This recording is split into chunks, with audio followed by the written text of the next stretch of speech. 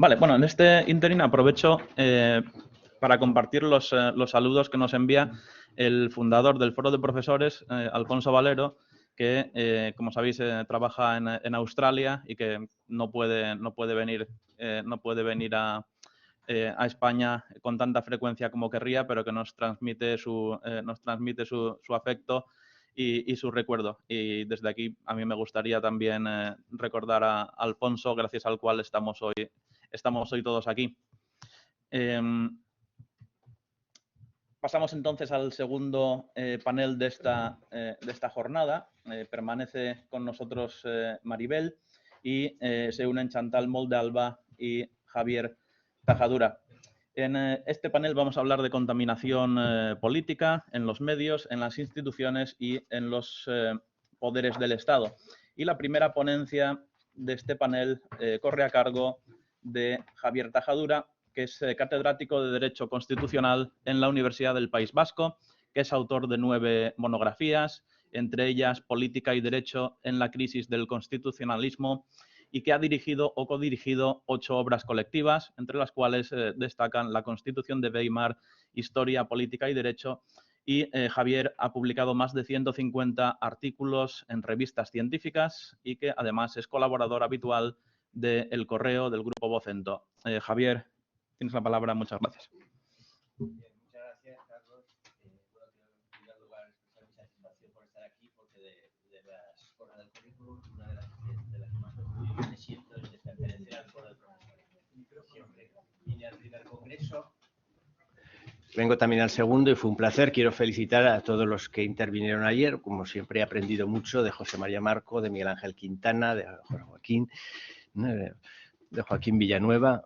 Es un placer. Voy a contextualizar, me toca hablar de la independencia judicial, del problema de la independencia judicial en España, que es un tema gravísimo, porque la independencia judicial y el imperio de la ley son los dos pilares del Estado de Derecho. Y por la intervención, los que me han precedido en el uso de la palabra, pues se ha puesto de manifiesto que el Estado de Derecho en España está en cuestión. Si hay una parte del territorio nacional en que no se aplica, no está vigente, pues podemos decir que en España no hay Estado de Derecho. Puede ser un poco exagerado, pero yo he dicho, pero esa es la tesis que defiendo. El Estado de Derecho en España está erosionado. No vivimos ya bajo el imperio de la ley, sino bajo el imperio del decreto ley y en algunos sitios ni siquiera de la ley, como el caso de Cataluña. Si no se aplican las sentencias, pero claro, las sentencias, si no se aplican, pues ya no hay nada que hacer. Pero el Poder Judicial es el último baluarte, como bien será expuesto por los que me han precedido en el uso de la palabra. Entonces, la independencia judicial es fundamental. ¿Y cuál es el garante último de la independencia judicial hoy en España? Lo ha dicho Maite muy bien, en la Unión Europea.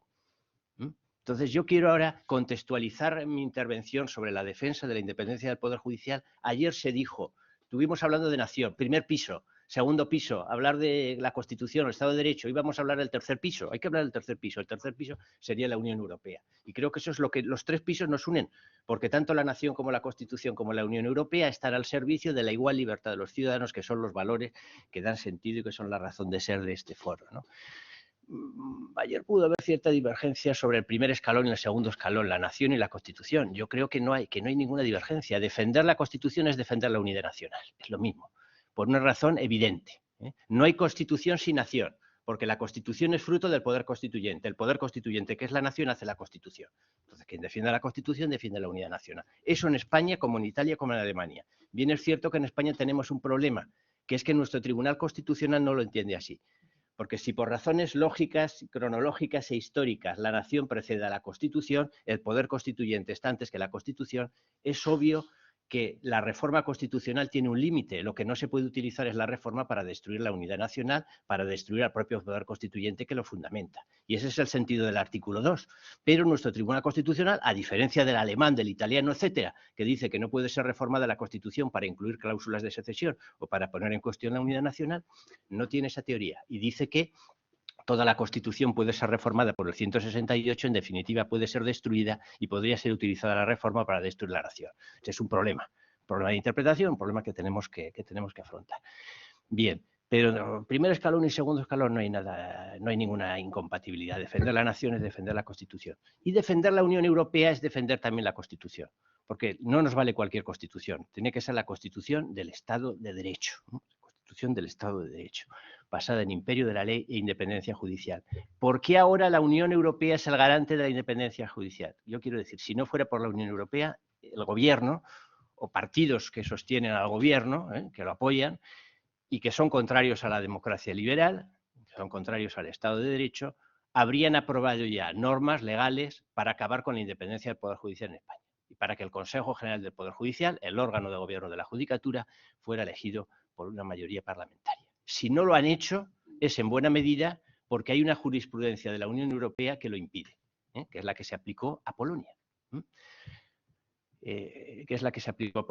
Hay una sentencia del año 2019 que Maite conocerá muy bien, que es básica, que por primera vez el Tribunal de la Unión Europea dice: la independencia del órgano que elige a los jueces es requisito de la propia independencia de los jueces. Eso se le aplica a Polonia y se le puede aplicar también a España. Claro, ¿cómo conseguimos que la organización de la justicia en principio es competencia nacional? ¿Cómo se consiguió que la Unión Europea se considera competente para entrar en el tema de la organización judicial? Muy sencillo. El Poder Judicial español es Poder Judicial europeo. ¿Quién aplica el derecho europeo? El juez nacional. Por lo tanto, es cuestión, por definición europea, que los jueces nacionales, en tanto que jueces europeos, tengan que ser independientes, porque si no hay un poder judicial independiente, el derecho europeo pues, se ve afectado en todos sus ámbitos, por definición. Ahí fue un avance, pero claro, el avance que nos sugiere, o que gracias a la iniciativa de Maite pues está pues entraría en muchos más campos. Pero el caso de la independencia judicial ya es un problema europeo. Por lo tanto, si un país quiere reformar su constitución para acabar con la independencia del Poder Judicial, pongamos por caso ejemplos que se han hecho, es decir, los jubilamos a los 60 años en vez de a los 70 y así nos quitamos a todos estos jueces entre 60 y 70 que no son afines al partido de gobierno, o bien modificamos el órgano de elección de los jueces, el Consejo Nacional Judicial Polaco, para que sean personas afines al gobierno los que elijan a los jueces, reformamos la Constitución y ya está. Bueno, claro. Así sería si estuviéramos sin el tercer peldaño, sin el tercero. Si no tuviéramos la Unión Europea, efectivamente, Polonia o España podríamos reformar la Constitución, etcétera, y cargarnos, digamos, el Estado de Derecho, cargarnos la Constitución, cargarnos la independencia judicial. Por suerte no lo podemos hacer porque estamos en la Unión Europea, que es pues, un factor estabilizador y garante de las libertades fundamental. Defender la Unión Europea, por lo tanto, es también defender la Constitución, no en vano, como ayer nos explicaron también magníficamente, recordando los Tácitos y al proceso de elaboración de la Constitución, los hombres y mujeres de la transición tenían un doble objetivo. Un objetivo que era transformar el régimen autoritario en un régimen democrático, pero no en cualquier régimen democrático, sino en un régimen democrático homologable a los demás democracias europeas, Italia, Francia, Alemania, etcétera, para que pudiéramos incorporarnos a las comunidades europeas, ¿no? Una democracia homologable que nos permitiera ingresar en el club comunitario del cual habíamos estado excluidos por la razón evidente de que el régimen de General Franco era un régimen autoritario. Entonces, efectivamente, la transición jurídico formalmente acaba el 6 de diciembre del 78, a finales de diciembre, cuando se publica en el BOE la Constitución y entra en vigor, pero el último objetivo histórico de los constituyentes pues se cumple el 15 de junio del 85, firmando el Tratado de Adhesión que entra en vigor el 1 del 86, ¿no? Y desde entonces, pues esa es una de las mejores cosas que le ha pasado a España, los españoles, entrar en la Unión Europea. Primero, hacer la Constitución y segundo, entrar en la Unión Europea. Bien, entonces esta jurisprudencia de Europa, ¿qué podemos decir en relación a la independencia del Poder Judicial en España? El Poder Judicial tiene que ser independiente, pero no irresponsable. La cuestión básica de cómo en un ordenamiento determinado garantizar la independencia del Poder Judicial es que los jueces sean independientes, pero responsables. Tradicionalmente, todo el siglo XIX, etcétera, eran responsables ante el ministro de Justicia. Ser responsable quiere decir dos cosas. Básicamente hay dos funciones que afectan a la independencia del juez o a su estatuto jurídico. Es, si me permite la expresión coloquial, el palo y la zanahoria. El régimen disciplinario y ascensos o promoción. ¿Quién puede sancionar a los jueces? Pues si el juez no va al trabajo, no va a la oficina o hace sentencias en verso o, bueno, incumple sus obligaciones, digamos, ¿no? Alguien tiene que sancionar a los jueces, pero no puede ser el ministro de Justicia, porque si es el ministro de Justicia existe el riesgo de que aplique el régimen disciplinario contra los jueces que no son afines, etcétera. Eso es básico, régimen disciplinario. Y segundo, la carrera del juez viene determinada por su legítima aspiración a la promoción, los ascensos, llegar a la cúspide del Poder Judicial, llegar al Tribunal Supremo. Entonces, ¿qué órgano, quién va a ser el que determine régimen disciplinario y sanción? El gran avance, el camino lo marcaron los italianos, fue crear un órgano independiente ad hoc para atribuirle esas funciones y sustraérselas al gobierno, sustraérselas al Poder Ejecutivo.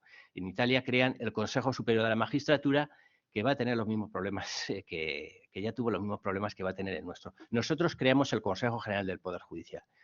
El Consejo General del Poder Judicial. Todos los días lo ven en la prensa. Ese es el problema que, bueno, en 5 minutos pues les expongo, ¿no? Pero que ya conocen. Es la independencia de ese órgano. Porque el Consejo General del Poder Judicial, integrado por 20 personas, pues son esas 20 personas las que pueden sancionar a los jueces y las que nombran a los magistrados del Tribunal Supremo, a los más altos miembros del tribunal, los presidentes de sala, los presidentes de audiencia, son nombrados por ese órgano. Si ese órgano es partidista, si no es independiente, pues la independencia judicial se va a resentir. ¿Y aquí cuál es el problema? Pues el problema está en que ese órgano fundamental está regulado en el artículo 122 de la Constitución con una cierta ambigüedad. Bueno, no ambigüedad, si se interpreta bien con lealtad a la Constitución es más claro de lo que parece, ¿no? Pero ¿qué es lo que viene a decir este artículo 122? Dice, este órgano tan importante, el Consejo General del Poder Judicial, del que en última instancia va a depender la independencia judicial, va a haber 2 tipos de miembros. 8 que van a ser nombrados por el Parlamento. 8 por el Parlamento, 8 de 20. El Parlamento es el órgano de legitimidad democrática. Por mayoría de 3/5 de los diputados, 3/5 de los senadores, para buscar un amplio consenso y que no una mayoría coyuntural elija a sus candidatos. 8. Los otros 12, no dice ya la Constitución cómo se van a elegir. Dice, los otros 12 serán jueces. Tienen que ser jueces y magistrados y serán designados como diga la ley. Remite a la ley. Ese es el problema, remite a la ley.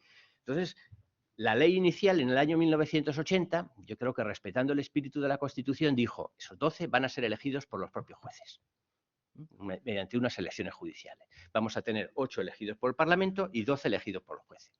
Pero en el año 85 se cambia el sistema, se cambia la ley y se suprimen las elecciones judiciales y se dice, no, esos 12 van a ser elegidos también por el Parlamento. Con lo cual tenemos ahora los 20 elegidos por el Parlamento. Ese es el problema. Por mayoría de 3/5. Esa ley es impugnada ante el Tribunal Constitucional. Y ahí hay una sentencia básica, fundamental, la 108/86, una sentencia muy desafortunada por el tribunal, una sentencia ingenua, como tantas sentencias interpretativas, en última instancia, como la sentencia del Estatuto. Interpretativa e ingenua, ¿por qué? Porque viene a decir el Tribunal Constitucional, esa sentencia fundamental. Se le pregunta, ¿es constitucional o no? ¿Afecta o no? ¿Ataca a la independencia judicial esta nueva forma de elección? Que los 20 vocales sean elegidos por el Parlamento, que los 20. Ahora diríamos que con arreglo a la jurisprudencia europea no es aceptable, porque Europa dice, la mayoría de los miembros del órgano de gobierno de la judicatura tienen que ser elegidos por los propios jueces. La mayoría tienen que ser elegidos por los propios jueces. Eso es lo que nos dice la Unión Europea, con lo cual lo que nos está diciendo es que volvamos a la ley del 80, que era 12/8 y aplicar la Constitución lealmente. ¿Pero qué dijo el tribunal? Pues hizo básicamente 2 afirmaciones que son fácilmente comprensibles para todos, ¿no? La primera fue una interpretación literal, lingüística, del tema de preposiciones. La Constitución dice, los otros 12 serán elegidos entre jueces y magistrados de la forma que decida la ley. Entre jueces y magistrados de la forma que decida la ley. Pero no dice la Constitución, serán elegidos por jueces y magistrados en la forma que decida la ley. Y como la Constitución emplea la preposición entre, pero no la preposición por, el Tribunal Constitucional no puede cambiar eso y cortar. Entonces, mejor sería que la Constitución hubiera dicho claramente en vez de entre por. Entonces, reforma y lo arreglamos. Pero esa es la primera afirmación y por eso salva la constitucionalidad de la ley. Dice, la ley sigue adelante. Pero dice una segunda. Ahora bien, sería inconstitucional que por esta interpretación, digamos, de las preposiciones, que da como resultado que los 20 vocales todos son elegidos por el Parlamento, sería inconstitucional convertir el órgano de gobierno de la judicatura, convertir el Consejo General del Poder Judicial en una suerte de parlamento en miniatura, que viniera a reflejar la correlación de fuerzas políticas presentes en el Pleno. De modo y manera que si uno tiene mayoría absoluta en el Pleno, tiene mayoría absoluta en el Consejo General del Poder Judicial, si tiene el 10%, tiene el 10%. Eso sería manifiestamente inconstitucional. Esa interpretación no cabe. Lo único que es constitucional es que sean elegidos por el Parlamento, pero por un amplio consenso, digamos porque sean 20 personas intachables por su cualificación técnica, por su competencia profesional, por su neutralidad y por su absoluta independencia. Tan brillantes currículos y trayectorias que suscitan el consenso y el respaldo casi unánime mayoritario de 3/5 de los diputados y 3/5 de senadores de todos los partidos. Bien, si así fuera, efectivamente tiene el Tribunal Constitucional razón, pero justamente eso es lo que no se hace, ¿no? Dice el Tribunal, sería inconstitucional que hubiera un reparto de puestos, por decirlo con claridad. Sería inconstitucional, y ese es el tema común de la mesa, que la institución fuera colonizada por los partidos, porque la lógica del Estado de partidos tiene que quedar al margen de este órgano, porque si no, no hay independencia judicial posible. Bien, todos los años asistimos al patético espectáculo, ¿no?, nefasto, desde el punto de vista del Estado de Derecho, del reparto de cromos. Usted le corresponden 8, usted 8, 1 para el PNV, 1 para Izquierda Unida, 1 para Convergencia y Unión en tiempos, que nombraron a un magistro delincuente que acabó en la cárcel, juez Estevil, y se sabía. Entonces, ustedes van a votar, pero ¿cómo no van personas? No, yo voto a este para que ustedes me votan a mí, es el reparto por cuotas. Una de las principales amenazas que tiene el Estado de Derecho en España, que ya les había pasado a los italianos. Hay ríos de tinta, en Italia la lotichazione, los lotes, política de lote, nosotros también hemos tenido el problema con la política de cuotas. ¿Cómo se puede resolver eso? Bueno, pues cambiando la ley y volviendo, vamos, la ley del 80 también, no puedo entrar en detalles de por qué se cambió, si no reflejaba suficientemente el pluralismo judicial, hay que hacer, yo creo que la solución es volver a la ley del 80 con unas elecciones judiciales que representen el pluralismo de la propia judicatura. Para evitar riesgos está el cambiar directamente la Constitución, pero no es necesario. Quiero decir, es volver al modelo anterior siguiendo además las instrucciones, digamos, europeas, ¿no? Yo creo que con este ejemplo se ve perfectamente el papel estabilizador y de defensa del Estado de Derecho que hace la Unión Europea. Pero, no, por terminar, ¿me quedan un par de minutos o 2 minutos? Bien, pero esto es expresión de un problema más amplio, ¿no? O sea, yo estoy hablando ahora de bueno, es gravísimo porque afecta a la judicatura y la independencia del Poder Judicial, pero es expresión de un problema más amplio que es la colonización partidista de todas las instituciones por parte que debieran ser neutrales. Debe ser neutral el Poder Judicial, debe ser neutral el Tribunal Constitucional, ¿no? Que ejerce otra jurisdicción importantísima, la jurisdicción constitucional. Y hemos visto también la última renovación del Tribunal Constitucional. La hemos visto y es vergonzosa, es obscena. O sea, ¿cómo se ha hecho? ¿Cómo se ha aplicado el 159? El Congreso nombrará al Senado a 4 por mayoría de 3/5. Tienen que ser personas intachables, personas de cualificación máxima, personas de independencia aprobada. Y no se ha hecho así. Cada uno, el Partido Popular y el Partido Socialista, cada uno ha llevado a 2 y punto. Ha sido así. Entonces, el Consejo General del Poder Judicial tiene que renovarse, sí. Pero bueno, hay mucha esperanza de que se renueve, pero a mí no me causa ninguna ilusión que la renovación vaya a consistir en un nuevo reparto de cromos. Me da igual el que hay. La otra cosa es que se renueve con buen espíritu. Optimismo. Quiero acabar en un minuto con optimismo. ¿Es posible otra cosa? Claro que es posible. ¿Por qué es posible? Porque ya fue posible. No en la época de la transición. Comparo, y con esto sí que termino. ¿Cómo se ha renovado el Tribunal Constitucional ahora? Lo hemos leído en la prensa. Se reunió el ministro de la Presidencia, el señor Bolaños, con el entonces secretario general del PP, Teodoro García Egea, y entre los dos, si me permiten la expresión coloquial, cocinaron el reparto, 2 y 2. Ya está, fue así. Y los currículos, probablemente al que más se le ha discutido es probablemente la persona más cualificada. Pero bueno, que se buscó a personas afines a los partidos está fuera de toda duda.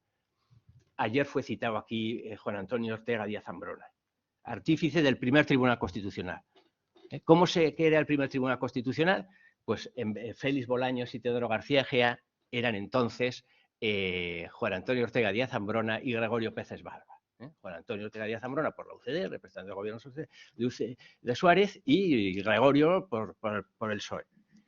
Y fueron cada uno de ellos con una lista de nombres. El primer tribunal es el de García Pelayo, Tomás y Valiente, Rubio Llorente, etc. Fueron cada uno con una lista de nombres. Iba diciendo uno Juan Antonio, iba diciendo uno Gregorio. Decía, excelente. Y el otro decía, excelente, si este es un jurista magnífico. Excelente, es un jurista magnífico.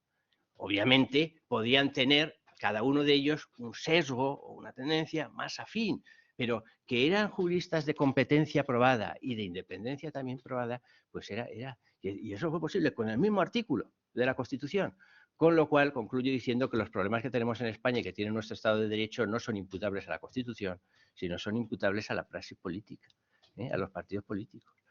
Entonces, bueno, no quiero extender nada. Muchas gracias.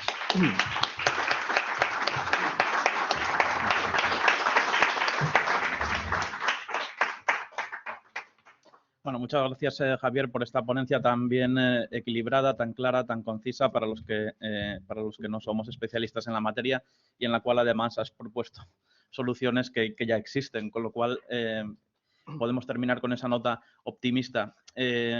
Contaminación política en el Poder Judicial y vamos a pasar ahora a incidir también en las posibles soluciones con Chantal Molde-Alba, que nos va a hablar de la necesidad de fortalecer el tejido asociativo español como antídoto precisamente contra la instrumentalización política de las diferentes instituciones, poniendo el ejemplo de Cataluña. En esta misma mesa tenemos a representantes de varias asociaciones de la sociedad civil.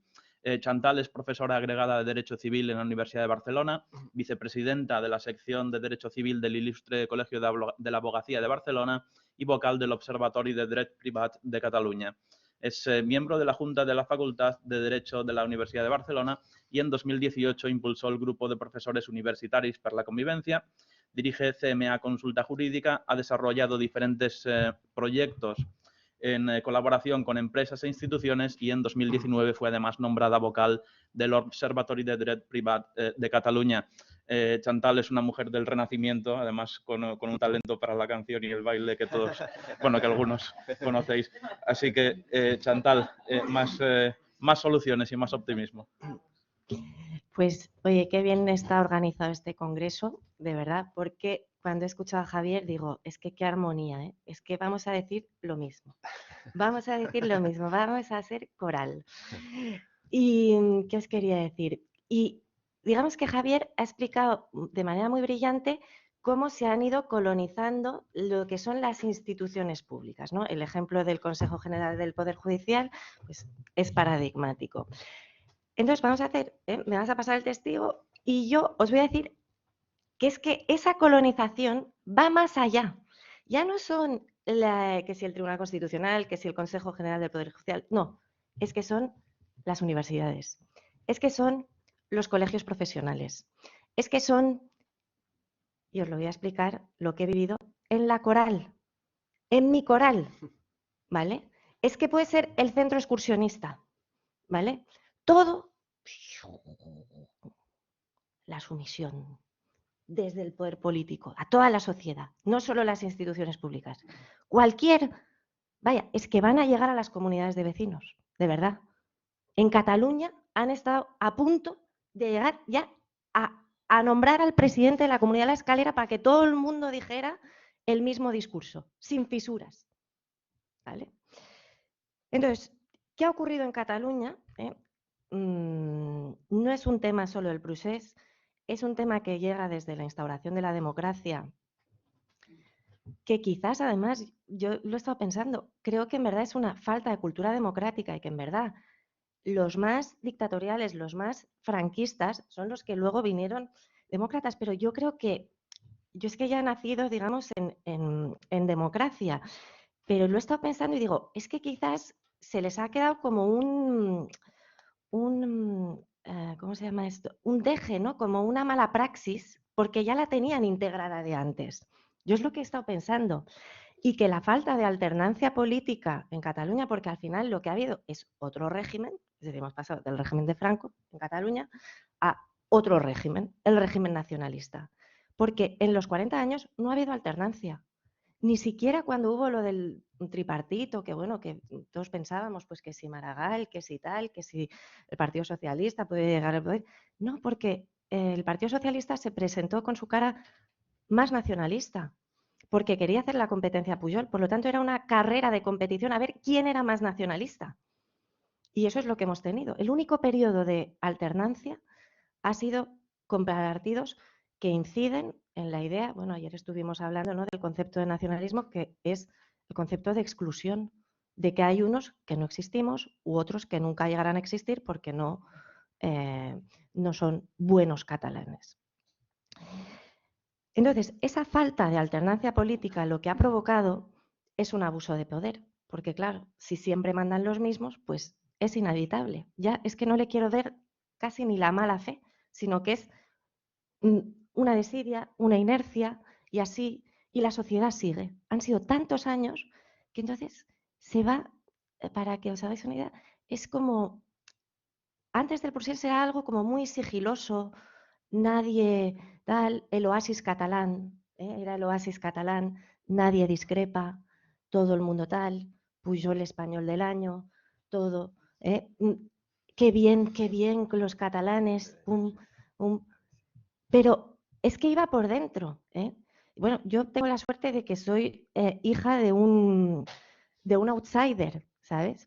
Porque mi padre era ingeniero de caminos y yo, claro, he visto desde pequeña cómo mi padre se enfrentaba contra la corrupción en las obras públicas. Y yo creo que fue una gran escuela, porque claro, cuando ves a un padre colgado que está allí batallando todo el día con la corrupción, que lo excluyen de todos los lados por ir contra el poder, pues claro, es una escuela.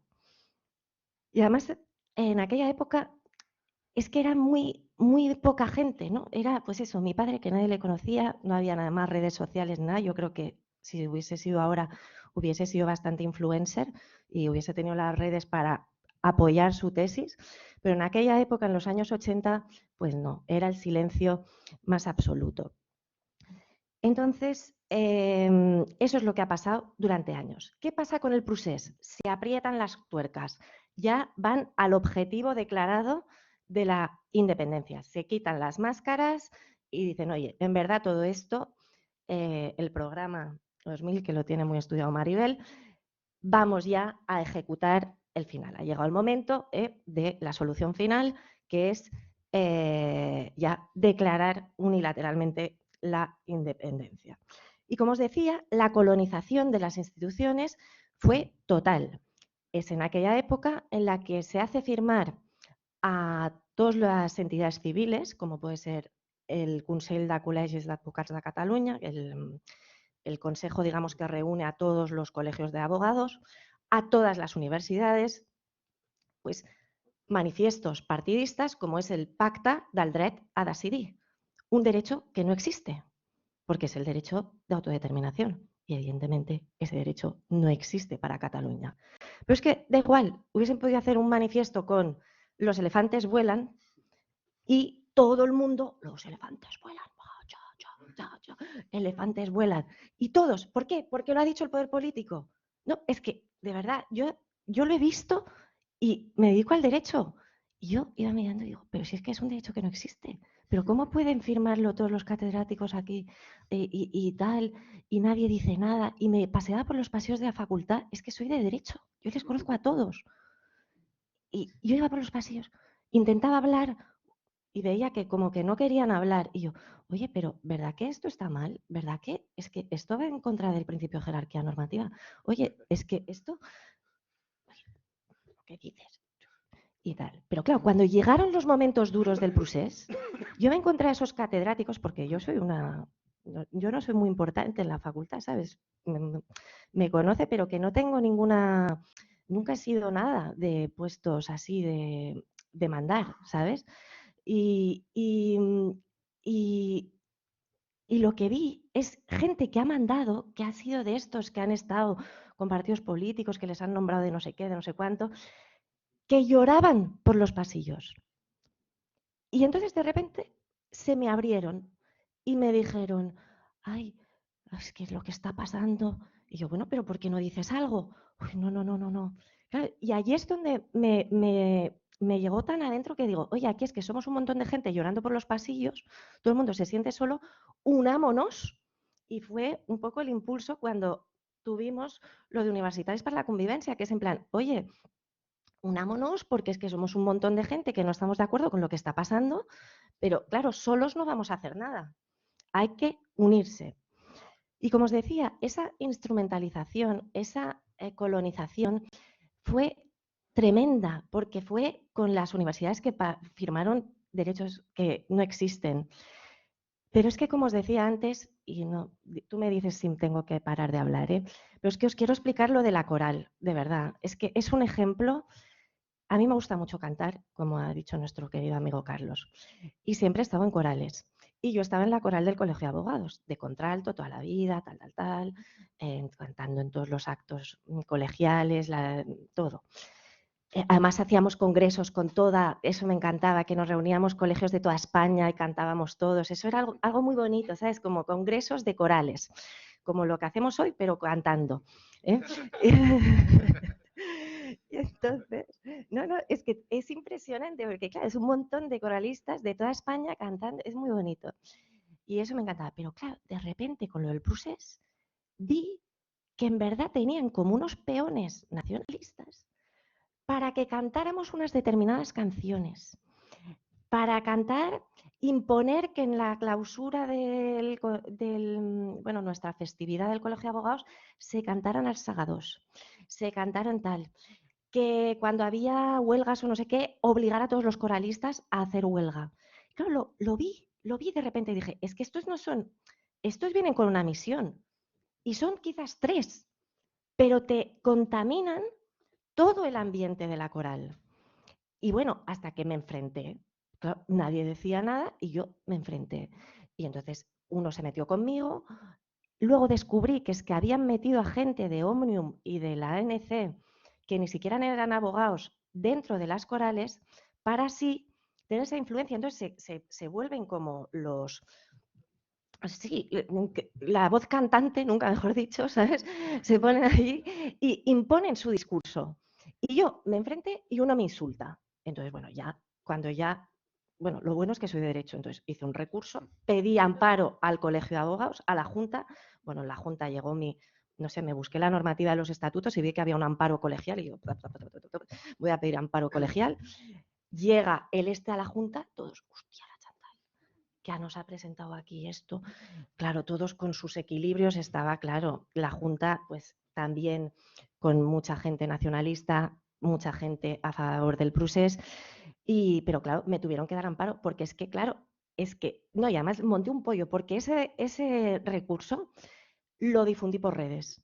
Claro, la gente descubrió que en la coral entraba gente que no era abogada, que se estaban, bueno, se destapó pues allí un nido de nacionalismo.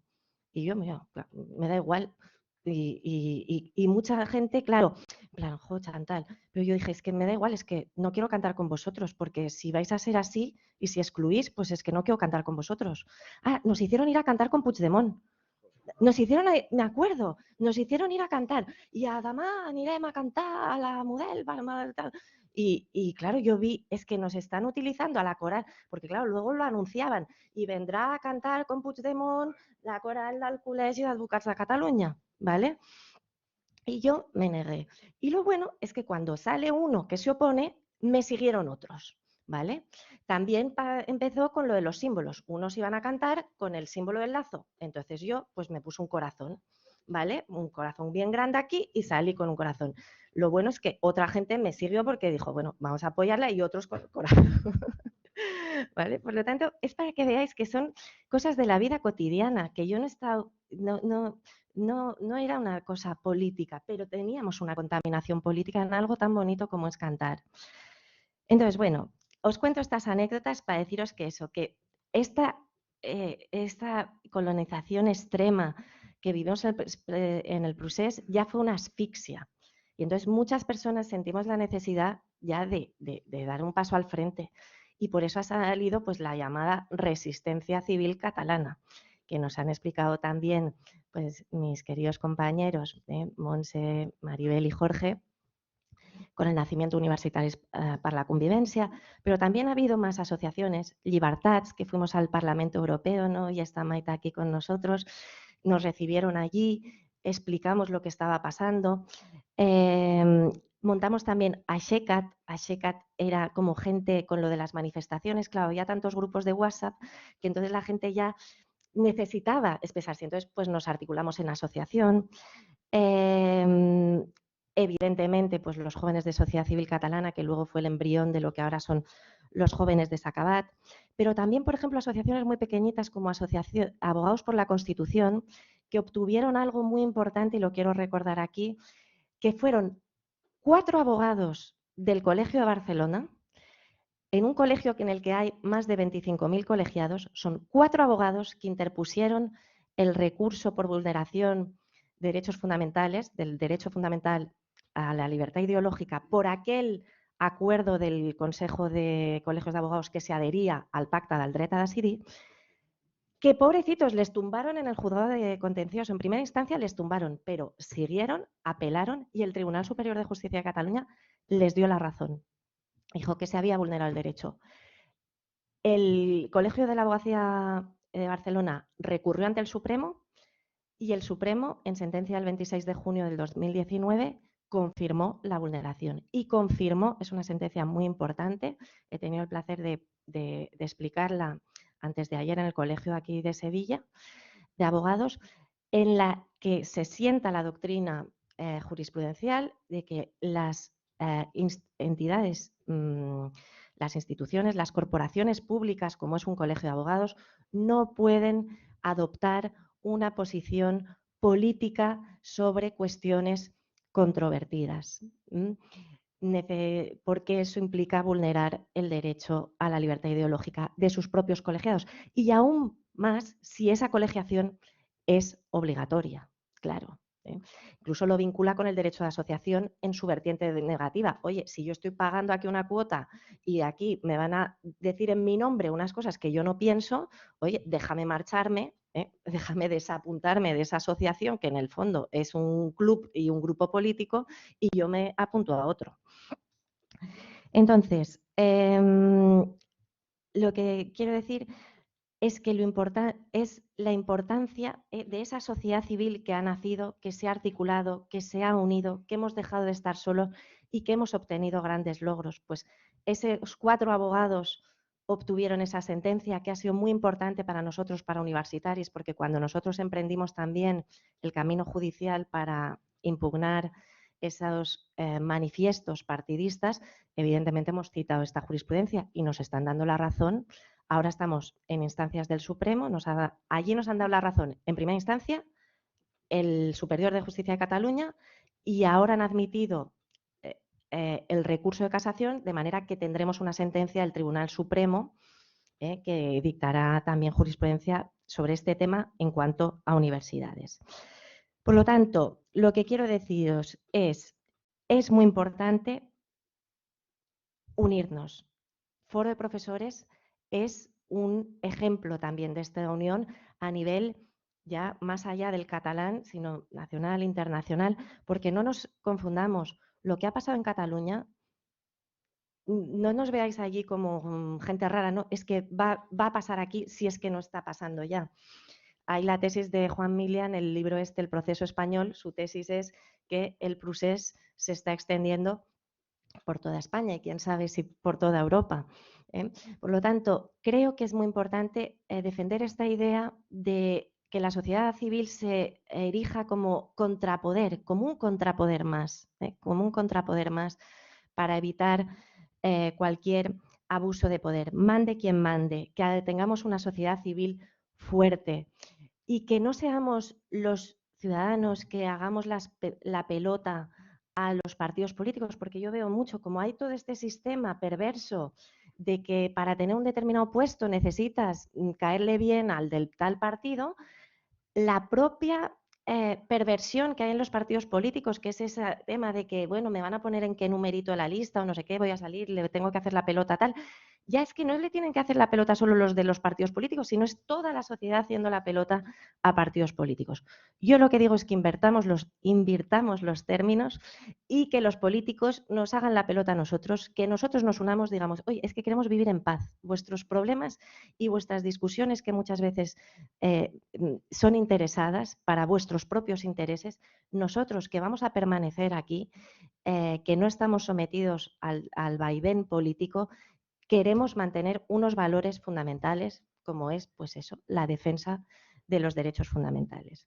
Por lo tanto, hasta aquí mi intervención. Animaros a todos como estamos haciendo, que estoy muy orgullosa de estar en el foro, muy orgullosa y muy agradecida porque sin vosotros no hubiésemos podido lograr muchas de las cosas que hemos logrado en Universitaris y que creo que para acabar también con una nota de optimismo, que podemos estar muy contentos de estar todos aquí reunidos y es un ejemplo de que creo que las cosas van a cambiar. Muchas gracias.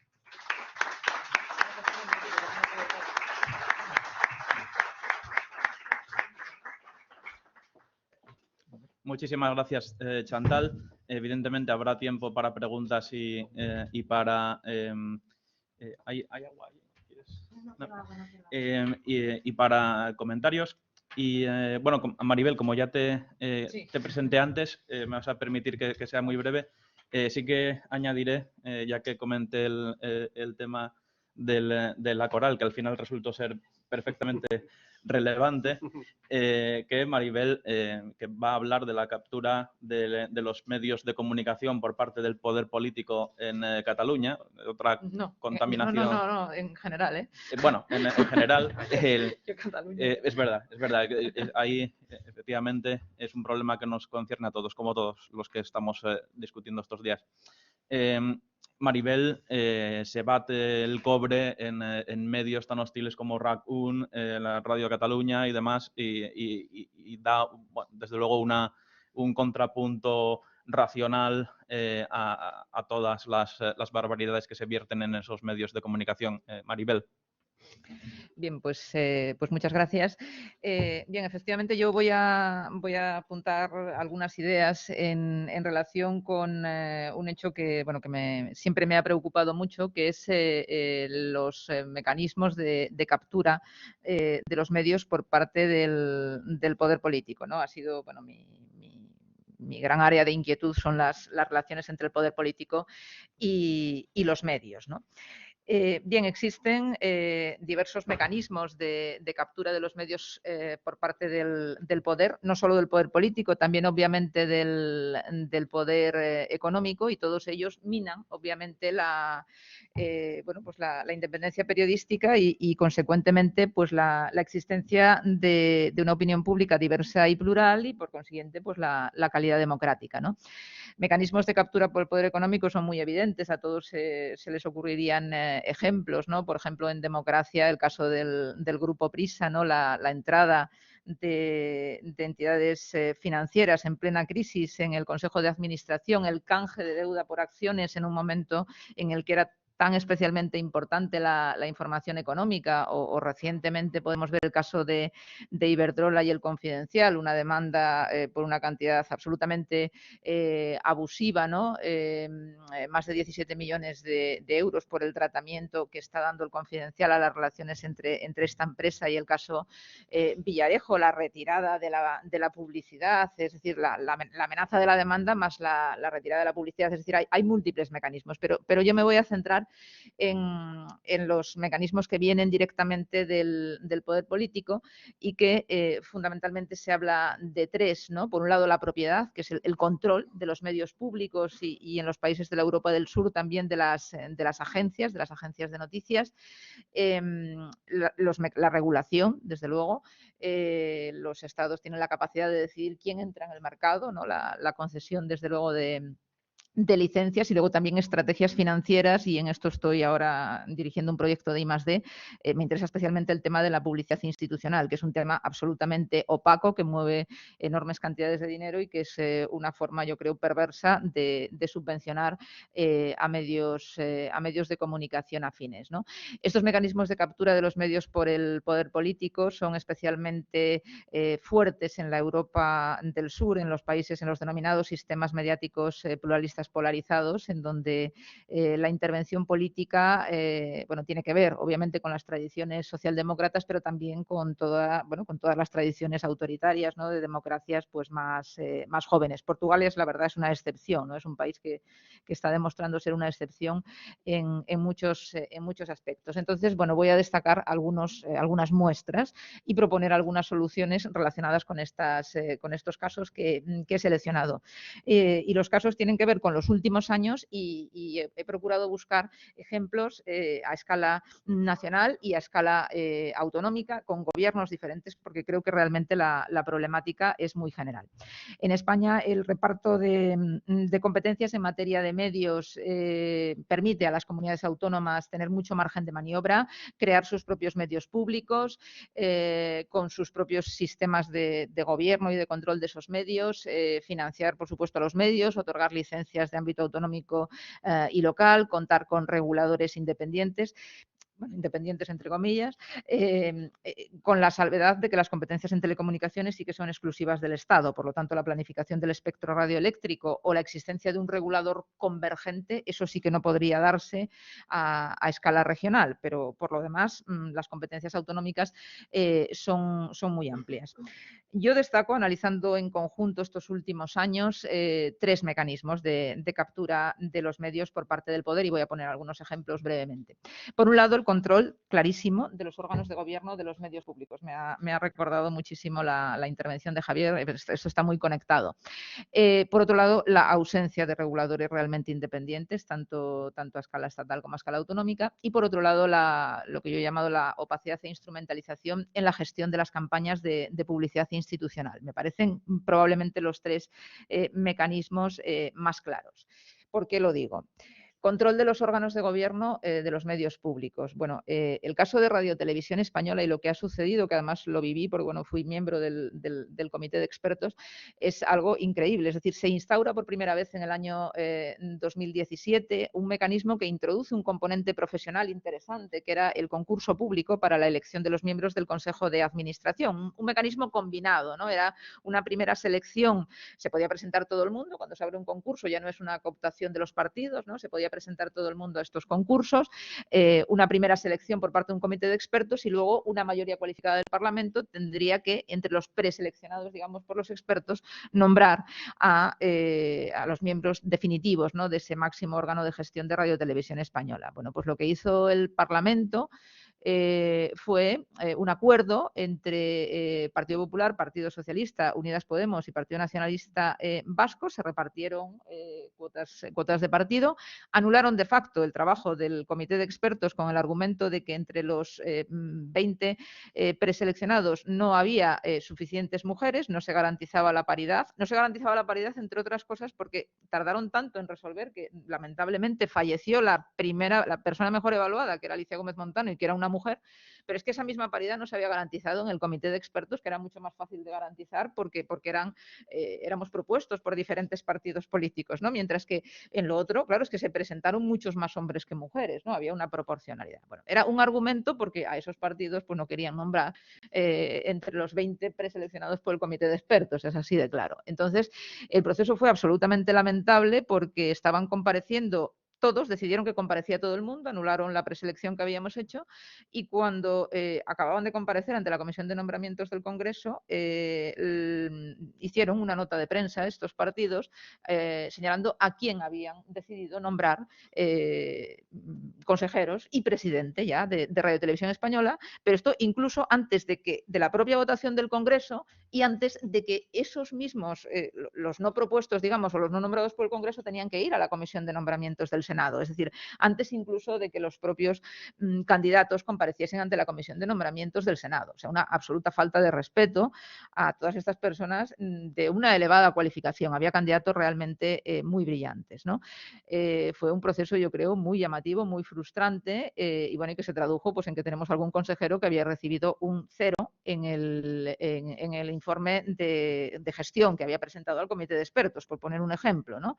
Y bueno, en fin, que se reventó por completo el concurso público y me parece un ejemplo clarísimo, ¿no? de captura por parte del poder. En el caso de Cataluña podría poner 1000 ejemplos, pero vamos, en estos últimos años los dos principales partidos de gobierno, Junts per Catalunya y Esquerra, utilizando, porque claro, a los directores de la radio y de la televisión, digamos, los nombra el Consejo de Administración de la Radio y Televisión Pública Autonómica, pero ha habido un pacto clarísimo publicado en los medios nacionalistas, es decir, por el que Junts per Catalunya propone al director de Televisión de Cataluña y al jefe de informativos de Catalunya Radio, y Esquerra Republicana al director de Catalunya Radio y al jefe de informativos de Televisión de Cataluña, literalmente, para repartirse los cargos, incluso en ese segundo nivel, lo que demuestra un control del Consejo de Administración, que es el que procede a designarlos. Recientemente, en Radio Televisión Madrid se había avanzado, yo creo, hacia un modelo más de corte parlamentario, con participación de organizaciones profesionales y demás en la designación del Consejo de Administración. Se pedía una mayoría cualificada, sin embargo, tras las últimas elecciones, esto todo se ha anulado. Se ha nombrado un administrador provisional único y se ha pasado a un sistema de designación por mayoría absoluta del Parlamento, lo cual de facto avanza hacia un modelo de corte mucho más gubernamental que parlamentario, ¿no?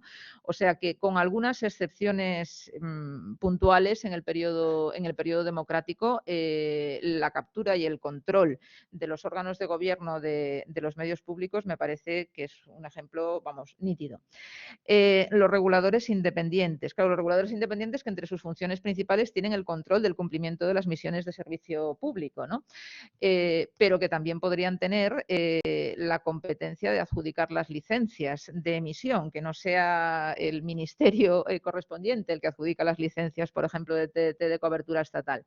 Bueno, pues tenemos un regulador nacional, que es la Comisión Nacional de los Mercados y de la Competencia, un macroregulador, que es un caso rarísimo, que aúna competencias en múltiples sectores, incluido el ámbito de la competencia, ¿no? que suele funcionar aparte. Cuyos miembros son elegidos por el gobierno. Digamos que hay una comisión en el Congreso que puede decidir dar marcha atrás, pero le devuelve al gobierno la capacidad de proponerlos, por lo tanto una designación claramente gubernamental, sin capacidad, como digo, para adjudicar licencias y sin capacidad ni siquiera para realizar el seguimiento y los análisis de los contenidos de Radio y Televisión Española a la hora de elaborar los informes sobre el cumplimiento de las misiones de servicio público. A escala autonómica solamente hay por el momento 3, había en Navarra, pero se suprimió durante la crisis, 3 reguladores. En Valencia se acaba de crear el andaluz, que sí que tiene una cierta tradición, y el CAC, el Consejo Audiovisual de Cataluña, que es el más antiguo y el que está dotado realmente de más competencias y que tuvo en un cierto momento un cierto prestigio, ¿no? Incluso hizo pronunciamientos quejándose, ¿no? del papel secundario que le daba, por ejemplo, el Parlamento. Es decir, hubo algunos momentos en los que realmente, bueno, hizo algunas cosas interesantes, pero la situación ahora es absolutamente lamentable. Yo, que creo bastante en estas cosas, estoy empezando a apostar porque se cierre, ¿no? Porque es que un regulador de estas características es tremendo, ¿no? He analizado con detalle muchos acuerdos y, bueno, la última, por poner un ejemplo claro de lo que sucede, es que se ha producido un pacto en el Parlamento de Cataluña que tiene que ver con el nombramiento de los consejeros de la Radio y Televisión Pública y del Consejo Audiovisual de Cataluña. Además, está pactado todo, o sea, y es un acuerdo, se requiere una mayoría cualificada de 2/3, es un acuerdo entre Junts per Catalunya, Esquerra Republicana y el Partido de los Socialistas de Cataluña. Y en el caso del CAC, que tiene que velar por el cumplimiento de las misiones de servicio público, el presidente ya ha sido nombrado, es el anterior director del Punt Avui, Xevi Xirgu, que es biógrafo de Puigdemont y que además había sido director del Punt Avui Televisió, que es una televisión local que ha sido sancionada por el propio CAC por incumplimiento de la obligación de emitir contenidos locales. Es decir, tenía televisiones locales repartidas por diferentes demarcaciones de Cataluña emitiendo los mismos contenidos, cosa que obviamente es ilegal porque una televisión local tiene la obligación de hacer unos contenidos de proximidad para la población. Entonces, este es el nuevo presidente del Consejo Audiovisual de Cataluña. Ya digo, son algunas muestras. Con respecto a la tercera cuestión, la publicidad institucional. La publicidad institucional mueve mucho dinero. Si tenemos en cuenta los informes de Moncloa, ¿no? La administración del Estado, además en estos 2 últimos años especialmente, se ha multiplicado la inversión en publicidad institucional de una forma muy llamativa. No solo a escala estatal, no solo publicidad institucional, también publicidad comercial de las administraciones del Estado, que todavía es menos transparente si cabe. Entonces, claro, hay unos informes, pero que nos dan datos generales. Se ha invertido tanto en estos medios, en estas campañas, hay estas prioridades, estos objetivos, pero es imposible saber cómo revierten esas cantidades de dinero en las cuentas de las empresas mediáticas, ¿no? Y aquí estamos tirando del hilo, podría contar muchas cosas. Hemos pedido a través del portal de transparencia información a todos los ministerios. Las informaciones que te mandan cada uno de ellos están ordenadas de una manera, informaciones absolutamente parciales, como hay una contratación centralizada con agencias de medios, en algunos casos unos te dicen que esa información no ha de ser toca con los intereses de estas agencias, otros te dicen que no. El Consejo de Transparencia y Buen Gobierno ha dejado clarísimo en sus resoluciones que eso ha de ser público, que la Administración ha de tener los planes de medios.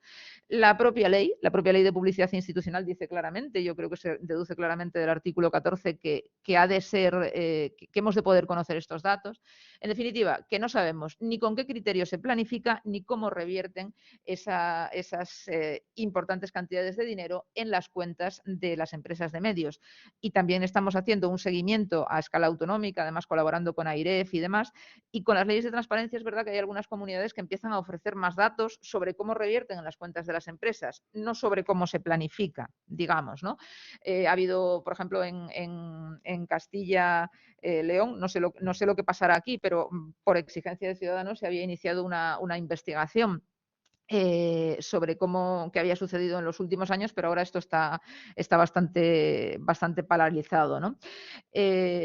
Una comunidad que sí que hace públicos, porque la ley de transparencia en Cataluña es muy, muy clara en este sentido, que sí que hace públicos los datos, es Cataluña, y nosotros los hemos estudiado, hemos publicado un artículo en la revista de Estudios Políticos, y si algo se demuestra claramente es que la cantidad que se transfiere a los medios de comunicación nada tiene que ver con las audiencias de los medios. Uno piensa, bueno, si algo está planificado con criterios de eficiencia, pues hombre, habrá una proporcionalidad entre la audiencia. Es verdad que puede haber una razón para que en un determinado momento publiques en una revista concreta o hacia un público concreto, pero bueno, eso se debería poder justificar. No hay ningún criterio, no, es imposible, o sea, se ve claramente que los medios más afines al poder político reciben unas cantidades mucho mayores. Hemos intentado pedir una explicación a quienes gestionaron eso y en ningún momento respondieron a nuestras preguntas, ¿no? Bien, para terminar, simplemente algunas reflexiones. He querido poner, ya digo, algunos ejemplos, ¿no? Pues una intervención breve, pero algunas sugerencias, ¿no? Propositivas con respecto a estos 3 temas. Con respecto a los órganos de gobierno, tanto de las radiotelevisiones públicas como de los reguladores. Y yo creo que es urgente la despartidización, la despartidización de este sistema.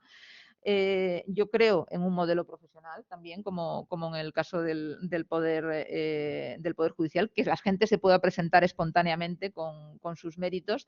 Que se combine ese concurso público bien armado, no desde luego lo que pasó en el caso de Radio Televisión Española, y a mí no me parece mal la combinación exigiendo una amplia mayoría parlamentaria, que se busque el consenso, pero con algún mecanismo que desactive el bloqueo. Porque yo entiendo que si, habría que ver cómo se arma jurídicamente, ¿no? Pero yo entiendo que si unas personas son seleccionadas por un comité de expertos y son valoradas muy positivamente, si el Parlamento es incapaz de elegirlos, bueno, pues los sorteamos. Es decir, pero lo que no pueden estar es encalladas las instituciones durante tanto tiempo, ¿no? Y los medios públicos lo mismo, porque más en un contexto de tanta polarización como este, yo creo que juegan un especial papel, han de jugar un especial rol, digamos, para poner en diálogo a las diferentes sensibilidades, ¿no? Existentes en una sociedad. También pienso que el regulador nacional, la CNMC, bueno, debería separarse, debería claramente separarse por lo menos las competencias de regulación y de competencia, valga la redundancia. Creo que se le deberían ampliar las competencias. Creo que la adjudicación de licencias no debería estar en manos del Gobierno, sobre todo cuando uno conoce cuál es el procedimiento. Y, desde luego, en materia de publicidad institucional no puede ser que esto se convierta en una forma encubierta de subvención a los medios de comunicación, que es lo que está pasando. Se ha de obligar a la publicidad activa de los criterios de planificación y de cómo revierte esto en las cuentas de las empresas. Es inadmisible porque está pasando una cosa con las normativas de transparencia, y es que cosas que antes llamabas, cogías el teléfono, podías hacer una pregunta, ahora parece que todo lo tienes que preguntar a través del portal de transparencia, ¿no? Lo cual es un poco perverso. Bueno, ya digo, son algunas ideas, ¿eh? Es un tema de una enorme amplitud. Si queréis alguna pregunta, encantada. Muchas gracias.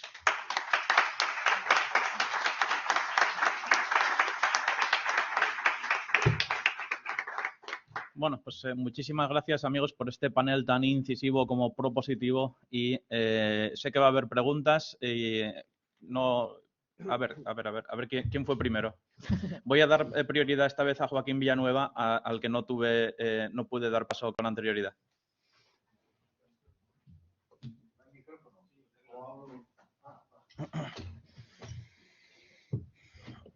Sí, oye, muchas gracias, muy rápido. Muchas gracias por vuestras presentaciones magníficas, ¿no? Javier le he escuchado muchas veces, estupendo. Maribel, conozco hace años, una luchadora por la libertad, ¿no? Como decía Gorka, por lo básico. O sea, y Chantal, conozco de referencias, pero no te conocía personalmente.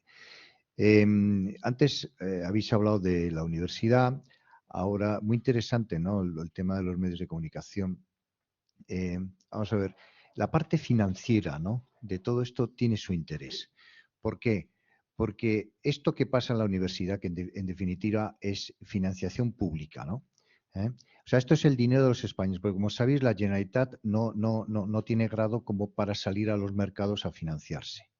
Lo tiene que hacer con aval del Estado, o lo hace directamente el Estado y transfiere. Es decir, que es dinero déficit público y, por lo tanto, es la deuda pública que está pagando todo esto, ¿no?, a las instituciones públicas.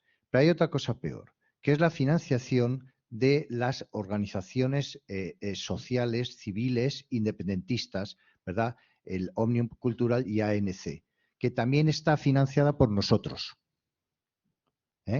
Está financiada con nosotros, y Maribel ha mencionado algo. El Estado ha investigado y ha encontrado evidencias de financiación de estas dos instituciones con dinero público. No ha llegado a la Fiscalía.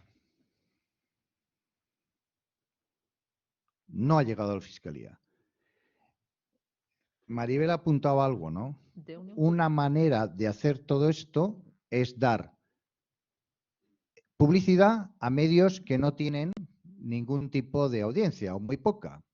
Y esos medios son privados y luego dan el dinero a ANC y a Òmnium. Y eso debería estar en el Tribunal de Cuentas y debería estar en la Fiscalía. Y no llega.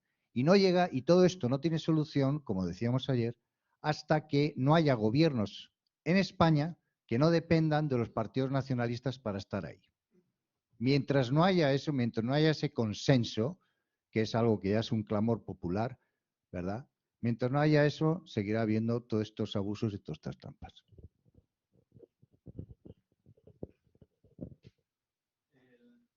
Martín Alonso.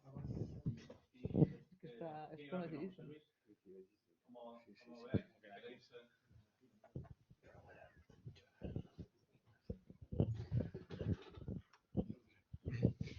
Bueno, muchas gracias.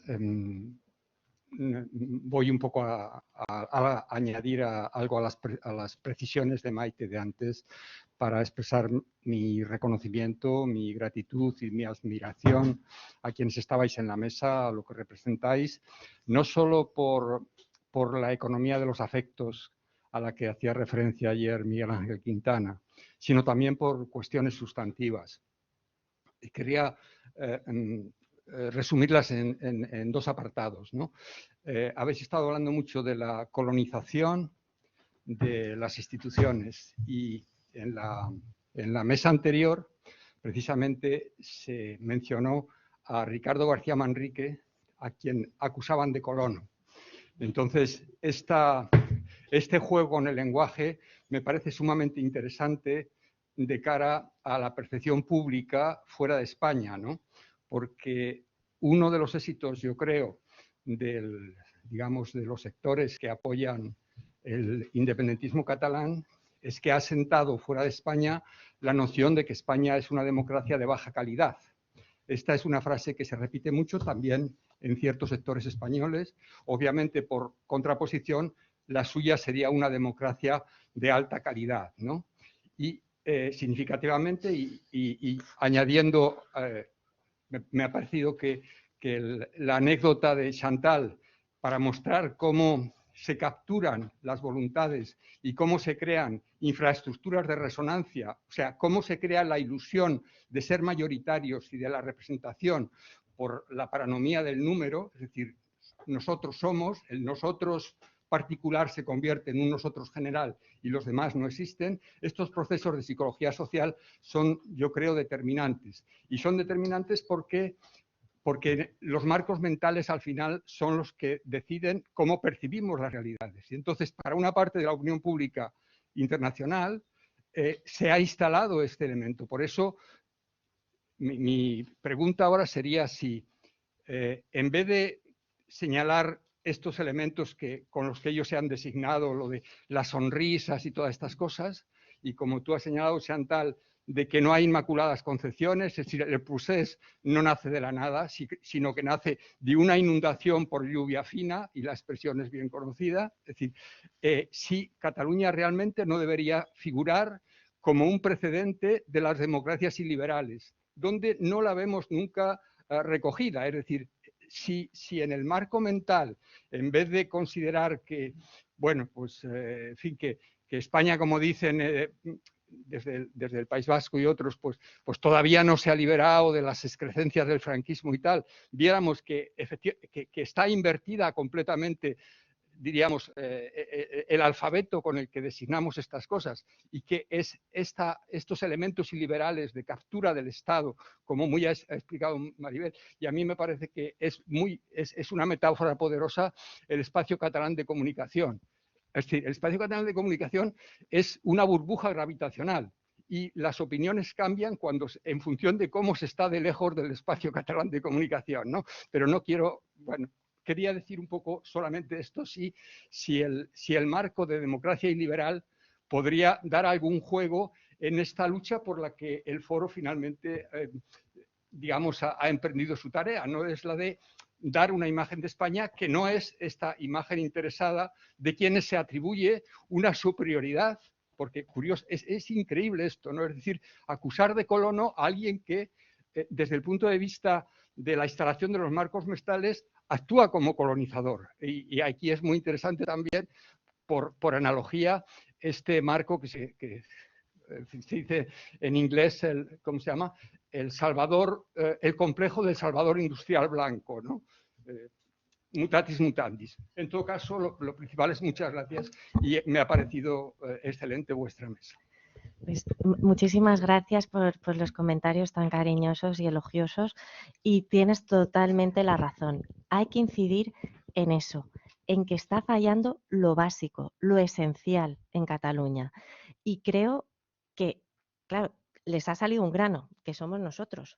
Porque, claro, bueno, ya cuando aprobaron las leyes de transitoriedad, ¿vale? Y la ley fundacional de la República, ese bodrio que era la constitución de un Estado iliberal en el que no había separación de poderes, aquí los expertos en derecho constitucional, en el que el Poder Judicial estaba nombrado por el propio Ejecutivo, una serie de disposiciones que nos alejaban de cualquier modelo de democracia liberal. Eso ya, pues bueno, al final no se llegó a aplicar, pero era su proyecto de república, un régimen autoritario.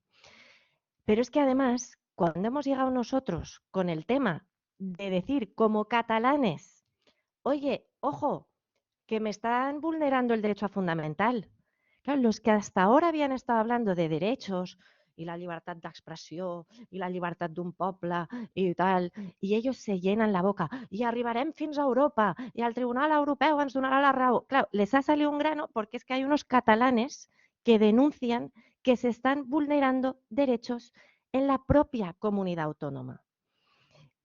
Y claro, es que ha sido el Colegio de Abogados condenado. Las universidades, ahora estamos, gracias a esta red que hemos creado y que más gente se atreve, todas, y lo ha denunciado Maribel, lo ha hecho el balance, todas las universidades públicas catalanas de Barcelona han sido condenadas por vulneración de derechos fundamentales. Claro, ya empezamos, ya salimos en medio gracias a Maribel, que es la que consigue que tengamos voz más allá.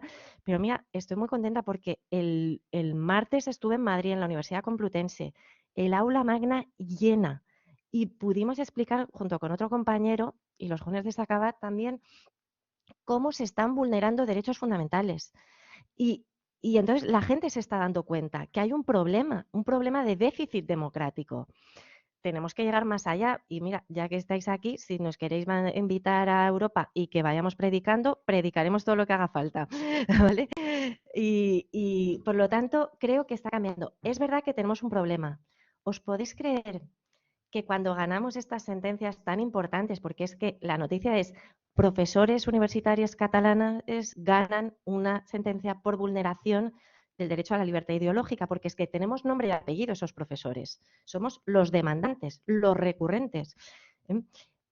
No nos han sacado en ningún medio público catalán. ¿Sabéis lo que es tener que tragarse cada noche programas de debate y tal, y cada día invitan a gente? No nos invitaron a ninguno de nosotros, e invitaron a un catedrático de estos subvencionados que debe de tener tal, para decir que esto era un ataque de la justicia española a la Universidad Catalana. Pero si es que somos personas, es que es negarnos la condición de catalanes, la condición de personas. No nos invitaron en ningún medio.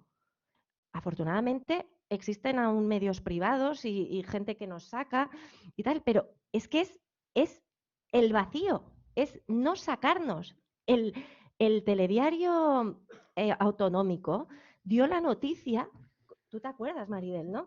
Que la noticia era que la justicia española, cuando además no era justicia española, era un juzgado de Barcelona y después el Tribunal Superior de Justicia de Cataluña, atenta contra las universidades. Pero si me permites, eso es un problema, pero el mayor problema es que el ministro Castells les avala. O sea, para mí el gran problema es que no tenemos, porque si se produjese un apoyo desde arriba, o sea, porque el Gobierno de España ante sentencias que son clarísimas, y no solo esta, la de la escuela tiene delito. A ver qué va a hacer ahora la Abogacía del Estado, ¿no? Porque es que es una demanda interpuesta, o sea, esto arranca de la propia Abogacía del Estado. El problema, para mí el gran problema es ese. El gran problema es ese. El gran problema es que se monta una mesa de diálogo en Cataluña en la que no participamos los que intentamos defender el orden constitucional en 2017. Para mí ese es el problema. Aparte de todo esto que dices, desde luego. Perdona, Maribel, ¿estarás de acuerdo conmigo que si al menos a nivel de opinión pública los propios catalanes conocieran mejor esa realidad, que empezamos a ser conocidos, que empezamos esto? Y también quería decir, hay algo de esperanza. En las últimas elecciones al Colegio de la Abogacía, por eso siempre digo que eso es como una aldea, y es que al final, como yo me he sentido a veces tan desamparada por el propio Estado español, con lo de los gobiernos, que ya digo, es que me importa tres, oye, mira, que Cataluña sea independiente, pero yo lucharé por esta tierra porque esto sea un Estado de Derecho y porque aquí se respeten los derechos fundamentales. Ya he llegado a ese nivel. Cuando hubo lo de los indultos, por ejemplo, pensé, mira, es que me da igual, total, ¿qué me aporta España? Yo ya soy de una categoría profesional que ni existe en el resto de España. No, me llaman profesora agregada, que es como esto, pero en verdad es profesora segregada, ¿vale? Ya dependemos de una agencia autonómica, tal, ya me da igual. Mira, yo tengo toda mi vida allí, pues viviré allí y lucharé allí porque eso, y movilizaré a mi gente de allí para que si no nos vienen a ayudar, como tenemos ese abandono, si no nos vienen a ayudar, pues es igual, oye, mira, que sean independientes. Me da igual, tendré que comérmelo, si al final todos se ponen de acuerdo y lo hacen, pero yo lucharé para que se respeten los derechos fundamentales. Y si yo articulo a la sociedad, a mis amigos, a los que viven conmigo, tendremos algún peso. Bueno, quizás nos matan a todos, pero es que, quizás no. Y quizás podemos tener influencia, ¿sabes? Y, por ejemplo, os quiero contar lo que pasó en las últimas elecciones al Colegio de la Abogacía de Barcelona, que siempre había sido un colegio pues de estos que, pues eso, los elefantes vuelan, sí, los elefantes vuelan, dreta decidí. En las últimas elecciones, como hay una estrategia de la ANC, como bien comentabas, Joaquín, de colonizar esas instituciones, había la candidatura independentista.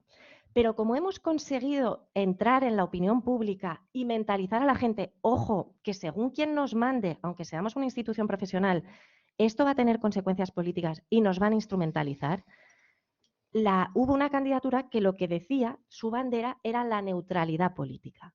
Y por primera vez, esa candidatura ha ganado, ha arrasado con esa bandera.